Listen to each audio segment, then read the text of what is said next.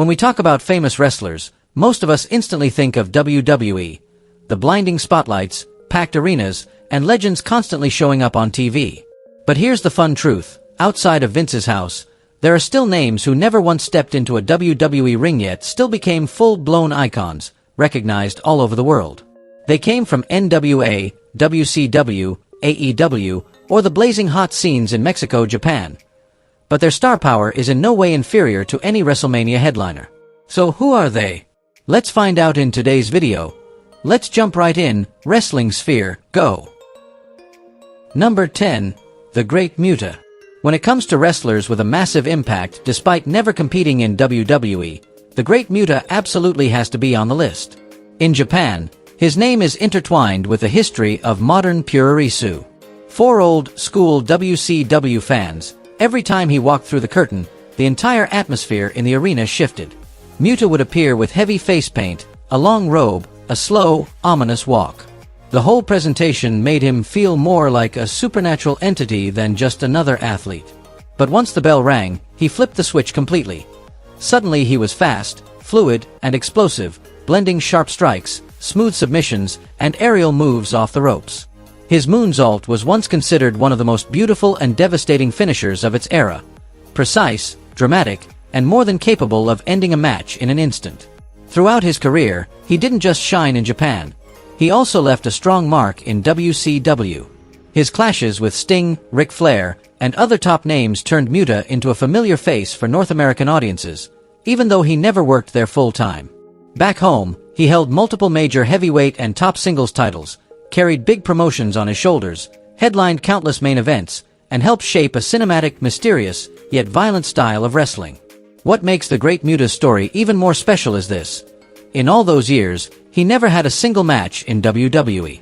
His path took him through the US, Mexico, Europe, and back to Japan, but somehow never crossed the ring of the world's biggest company.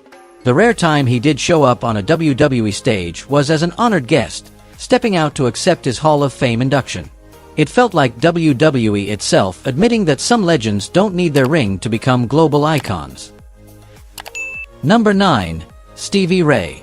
When you mention Stevie Ray, you have to mention Harlem Heat, one of the most dominant tag teams WCW ever produced.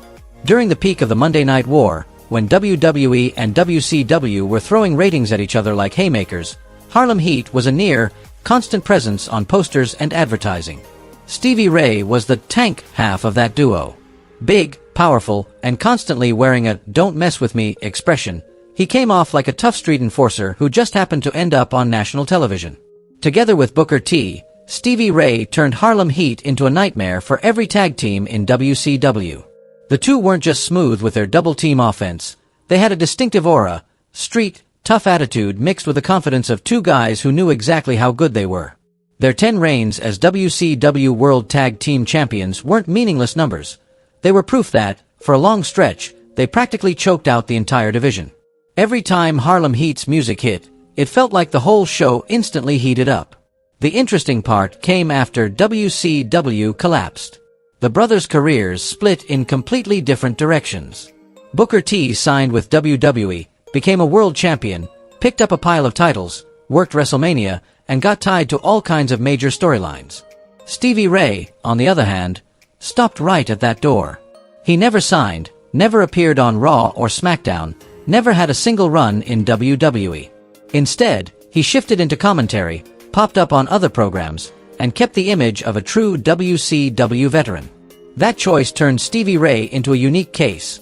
One half of a record-setting WCW tag team, a guy who wrestled in big-time matches over and over, yet remained completely separate from WWE history.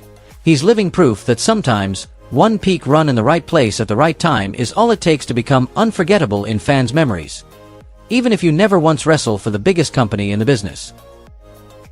Number 8. Alex Wright. In the sea of colorful characters WCW had in the 90s, Alex Wright was the kind of wrestler you only had to see once to remember forever. Not because he was gigantic, not because he had a scary face, but because of that legendary Euro techno dance. Every time his music hit, he'd come out in bright tight pants, with that European pretty boy haircut, grooving like he was in a club instead of heading into a fight.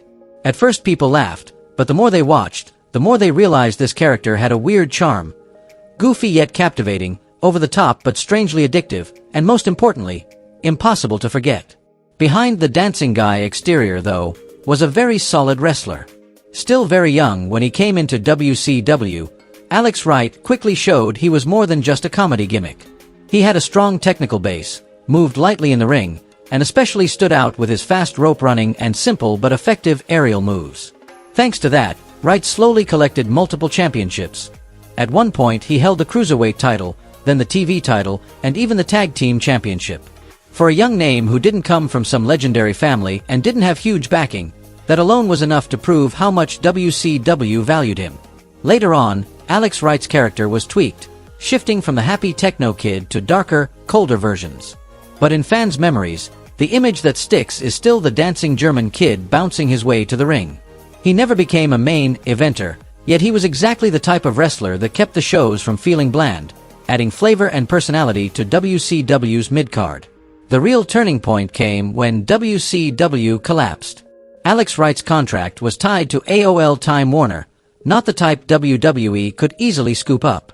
When Vince McMahon bought WCW and picked out names to bring to the new home, Alex wasn't part of that group. No run on Raw, no appearances on SmackDown, not even a cameo in the Invasion angle. His career path stopped right at WWE's doorstep, making Alex Wright a textbook example of a wrestler who had titles, a distinct identity, and a whole generation of fans who remember him, yet never once wrestled for the biggest company in the world. Number 7. La Parka. In wrestling, there are guys who make the crowd laugh the moment they walk out, but have everyone holding their breath the second they pick up a steel chair. La Parka is exactly that kind of character. Full skeleton bodysuit, a mask with a creepy grin, a hip, shaking dance like he's at a Halloween party, and in his hand, always a chair. It's no coincidence his nickname was Chairman of the Board, a perfect play on words and a dead-on description of what people remember about him. Every time his music hit, he'd come out treating the chair like his favorite toy. La Parka danced on the entrance ramp, raised the chair high, and tapped it along to the crowd's chants. Instead of a terrifying supernatural monster, he gave off the energy of a chaotic, mischievous madman, joking around, clowning it up, but always dangerous. One slip, one moment of carelessness, and that chair could go from comedy prop to weapon that changed the entire match. Even though he wasn't a huge powerhouse, La Parka had an agile lucha libre style, blending acrobatics with crafty, opportunistic offense, constantly pushing the limits of what he could get away with inside the rules. He didn't just rely on gimmicks. He knew how to tell a complete story in the ring. That mix of humor, attitude, and unpredictability turned every La Parka appearance in WCW into a wild card. Fans tuned in not just for the chair shots, but to see what ridiculous thing he'd do this time. During the years when WCW was going head-to-head with WWE, La Parka became one of the most recognizable faces in the mid-card and multi-man matches. Whenever the camera caught a glimpse of that skeleton suit in the corner of the screen, viewers couldn't help but smile. Yet unlike some of his co-workers who jumped to WWE after WCW went under, his path never crossed that bridge. La Parka left WCW around 2000 and never signed with WWE, never appeared on their shows as an active wrestler. That made La Parka a fascinating case. A character with such an iconic look that one glance was enough to recognize him, tied tightly to an entire era of WCW, but completely absent from WWE history. He showed that with a strong enough visual identity and a one-of-a-kind performance style, a wrestler can leave a deep mark on fans' hearts without ever stepping onto the industry's biggest stage. Number 6. Vampiro. In the chaotic but colorful picture of late 90s WCW, Vampiro was never really seen as the number one star, but he was always talked about with a strange kind of fondness. He felt like a dark rocker who'd wandered into the wrestling world by accident. Long hair hanging down, tattoos all over, eyes that always seemed slightly unstable, like even he didn't know what he was going to do next. Instead of the classic superhero vibe, Vampiro carried the energy of a late-night metal gig in some back alley, smoke, sweat, and screams all mixed together. His entrance wasn't overly loud, but it had a pull of its own. Slow steps, slightly hunched posture, head lowered, then suddenly snapping up to stare straight into the camera. Just a tiny moment, but enough to glue people to the screen. In the ring, he blended heavy strikes with reckless dives, not the cleanest style in the world, but always giving off a feeling of raw violence and chaos. The biggest highlight of his WCW run was his feud with Sting. Getting put in the same frame as an icon like The Icon showed that the company clearly saw something different in Vampiro. Those segments in the dark, the fire spots, the times they were brawling up high and then came crashing down together. It all felt like a low-budget horror movie being broadcast live. Some fans thought the angle went too far, but nobody can deny it helped turn Vampiro into one of the most memorable faces of WCW's final years. At the same time, he maintained his status in Mexico, where his blend of gothic style and lucha libre made him a regular on posters, VHS covers, and show lineups big and small. Fans didn't tune in expecting flawless technical masterpieces from him. They came for the crazy moments, the wild bumps, the reckless spots, the willingness to put his body on the line just to create something that made people go whoa. When WCW collapsed and the invasion angle kicked off, plenty of fans assumed Vampiro would show up in WWE and continue his dark path on a new stage. But that day never came. No contract, no quick one-off match, not even a single walk down a ramp with a WWE logo on the mat. He remained the vampire of WCW and other promotions, never tied to the biggest company in the game. That choice is exactly what turned Vampiro into a true cult hero. Not a mainstream, polished icon, but a name that still makes fans smile and reminisce every time they talk about WCW's final days. Number 5. Nikita Koloff. Before the Monday Night War exploded, back when WCW was still tightly tied to the NWA legacy, the Russian nightmare Nikita Koloff was already a true nightmare on TV. The funny thing is, he wasn't actually Russian, but the way the character was built made fans of that era completely buy into the Soviet warrior image. Shaved head, thick, powerful frame, and eyes cold as steel. Every time Koloff walked out with red flags, tense atmosphere, and open contempt for America on camera, the arena would erupt in hatred. He was the textbook foreign heel everyone wanted to see get knocked down. In NWA/WCW, Nikita Koloff was one of the pillars of the foreign invader side, always clashing with the homegrown heroes. His matches with Magnum TA were pure intensity, two human cinder blocks smashing into each other. Magnum embodied the American hero, while Koloff was the machine from the other side of the Cold War. Every clothesline, every collision off the ropes felt like another chapter in a bigger ideological battle, not just a title match. Later on, when the story took a turn, that rivalry opened the door for one of the most interesting character shifts of Nikita's career. Beyond Magnum TA, Nikita Koloff was also tied to high-stakes storylines with Dusty Rhodes and several other major names. At a time when cable TV wasn't yet everywhere, just appearing regularly on NWA shows and getting passed around on tapes was enough to make Nikita a familiar face to fans all over. The image of this Russian, who didn't talk much, threw straight, simple, sledgehammer, heavy strikes, cut short promos with a thick accent and booming voice, it all added up to a man who always seemed 1 second away from charging into a fight. What makes Nikita Koloff stand out on this list is that his career path never crossed into WWF/WWE at all. He said himself that he never received any formal offer from Vince McMahon's company, only a few random backstage encounters at events. No contract, no serious negotiations, and because of that, no moment where he ever walked out under the WWE logo. Even so, with just his peak years in NWA/WCW, the Russian Nightmare still became an icon of that era. A defining villain who helped shape the way American wrestling told stories during the Cold War, and clear proof that some names don't need WWE to be remembered as major figures by an entire generation of fans. Number 4. Adam Page. Among the names who became huge stars without ever wrestling in WWE, Adam Page, Hangman, is one of the clearest examples of the modern era. He's not the type of wrestler built around a massive bodybuilder frame or comic book superhero promos. Page shows up like a worn-out cowboy from another time. Scruffy beard, hair tied back, a tired look in his eyes, a noose in his hand, and sometimes, a glass of whiskey. At first glance he seems laid back, almost careless, but that grounded real-world vibe is exactly what makes him stand out. From the very beginning of AEW, Adam Page was seen as one of its homegrown pillars. He'd already done the rounds in ROH, gone to Japan, worked with the Elite, but it wasn't until AEW launched that the Hangman name truly exploded. What makes Page special isn't how many flips he can do or how freakishly strong he is, but the way he tells the story of a young man constantly doubting himself, trying to prove his worth in a world that never stops pressing down on him. In AEW's early years, we watched an Adam Page soaked in frustration, losing big matches, drifting away from his friends, drinking more and more, cracking jokes while dragging around a quiet sadness he couldn't shake. Then he teamed with Kenny Omega, won the tag titles, and created one of the most complex relationships in modern wrestling TV, partners in the ring, but two clashing egos underneath. When that partnership finally shattered, Page's journey moved into a new phase, slow, layered, emotional, that built toward the world title match everyone knew he was born to be in. The key point: all of this happened without WWE. Adam Page has never stepped into their ring, and he's never seemed particularly eager to go over there and try his luck. He chose to grow his character, story, and career in AEW and other promotions, turning Hangman from a cool cowboy gimmick into a symbol for a whole group of young people struggling to find their place. And just by walking that path, he's already become one of the standout stars of his generation, without ever wrestling in WWE even once.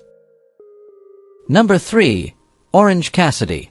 When it comes to characters that look like a joke at first but end up becoming real stars, Orange Cassidy is the clearest modern example. On the surface, he's the exact opposite of a traditional wrestling superstar. Tight jeans, t-shirt, denim jacket, sunglasses covering half his face, hair messed up like he just rolled out of bed.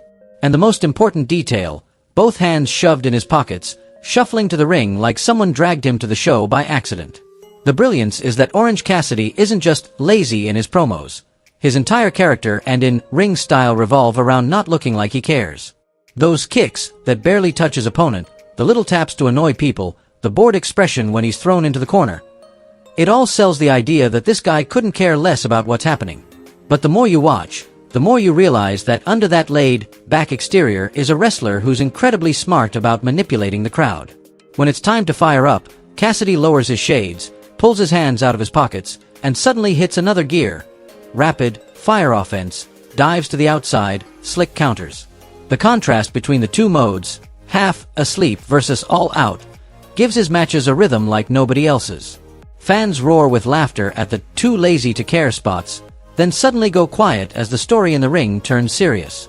That emotional build is what made the moment he raised the AEW International Championship feel like more than just a funny gimmick getting a belt. It felt like a character who had truly won people over. What makes Orange Cassidy special on this list is that he's seen as one of AEW's true originals. Created, refined, and elevated on Dynamite without needing WWE at any step. Looking at how his character works, the amount of freedom, the sheer weirdness, the heavy reliance on live crowd reactions. Many people believe this persona would struggle to exist inside a more rigid system. Yet with nothing more than a lazy walk, a few half-hearted kicks, and absolutely perfect timing, Orange Cassidy has still become one of the defining names of this new generation, without ever wrestling in WWE for even a single second. Number 2. Magnum TA. On any list of wrestlers who became famous without ever wrestling in WWE, Magnum TA is probably the name that carries the most heartbreak. He isn't just remembered as a star, he's remembered as one of wrestling's biggest what-ifs. One look at Magnum and you saw the textbook American babyface of the 80s. Big curly hair, movie, star mustache, a build that was strong but athletic, and a smile straight off a Hollywood poster. But once the bell rang, he fought like a man with nothing to lose. During his peak in NWA/Jim Crockett Promotions, the foundation that would later lead into WCW, Magnum TA quickly rose into top guy territory. He wasn't just good looking for posters. He was the kind of babyface fans genuinely believed represented them. His style was straightforward: charge in, collide, get knocked down, get back up. No flashy nonsense, no overcomplication. Every shoulder block and suplex felt like he was willing to wreck his own body just to win. His 2 reigns as NWA United States Champion are the clearest sign of how much the company believed in him. But more than the belts, what people remember most are his brutal feuds, especially the legendary series with the Russian Nightmare Nikita Koloff. Their matches weren't just about a title. They carried the weight of 2 worlds colliding, America versus the Soviet Union, right there on TV. It was the kind of story where all you needed was a bloody, beaten Magnum trying to stand up again, and the crowd automatically chose his side. His future path was almost drawn in ink, from mid-card babyface icon to world champion, eventually becoming one of the main pillars of the company. Then the car accident in 1986 destroyed everything in an instant. A man already positioned as the future of the promotion was suddenly forced to step away from the ring, leaving a hole no one could truly fill in the way Magnum TA would have. The cruel twist is that, for all that impact, he never once stepped through the ropes in WWE. No contract, no surprise appearance, nothing. Even now, Magnum TA's name still comes up in conversations, articles, and podcasts as the ultimate symbol of an unfinished career. He's living proof that sometimes, you don't need to conquer every company to become a legend. You just need a short, blazing run strong enough to stay with an entire generation of fans forever. Number 1. El Santo. If you had to pick one name to top the list of incredibly famous wrestlers who never worked in WWE, it's hard for anyone to outrank El Santo. In Mexico, he wasn't just a wrestler. He was a pop culture icon, a legend so deeply tied to lucha libre that the moment you mention it, people instantly picture the man in the silver mask. El Santo's look was simple. Tight gear, a full silver mask, a straight posture with his hands on his hips like a comic book superhero brought to life. 4 generations of Mexican kids, he was a true people's champion. They wore knockoff masks, copied his pose, and pretended they were fighting crime in the ring just like him. Every time his music hit, the arena exploded because the crowd knew their hero was about to appear. In the ring, El Santo almost always stood on the technico side, the good guys. He battled crafty, cheating Rudos, turning every match into a clear story of hero versus villain. His style didn't need to be overly flashy, it was built around emotion. Every move, every comeback was designed so the audience would live and die with each moment, screaming when he was cornered, then erupting when he finally turned the tide. What truly set El Santo apart is that he was never confined to wrestling alone. His name spilled over into movies, TV, and comics. Fans watched him fight criminals, monsters, and bizarre creatures on the big screen, then saw him return to the ring to keep being their champion in real life. An entire entertainment universe revolved around one man, something very few wrestlers anywhere in the world have ever accomplished. And despite all that, he never wrestled for WWF/WWE. In his era, WWF was still just a regional promotion in the US, while El Santo spent virtually his entire career in Mexican rings, performing for his home audience. No WrestleMania, no Raw, no touring the American circuit, yet his name still crossed borders and earned respect worldwide. He's the clearest example that no matter how big WWE gets, the history of wrestling will always have towering legends who never once set foot in their ring. Those are the names that prove you don't need WWE to become a legend in wrestling. If you enjoy this kind of content, don't forget to leave a like, drop a comment, and hit subscribe to Wrestling Sphere so you don't miss any future videos.